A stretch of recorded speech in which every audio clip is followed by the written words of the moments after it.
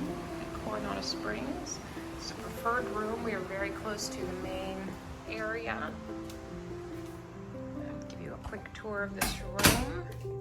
So it has 2 queens. It's a nice and roomy inside. There is a Keurig with coffee. There's also a refrigerator there for you. Nice desk area. Lots of drawers.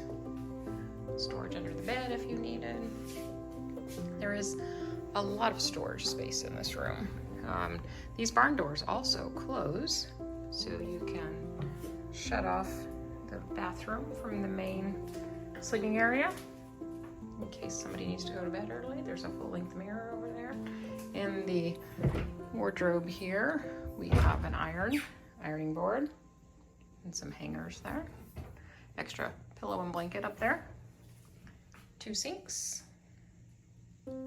There is a magnifying mirror here, which is great. Love not to have to travel with that. And there is a tub in this room, which is nice. They do not all have them, but there are some around still.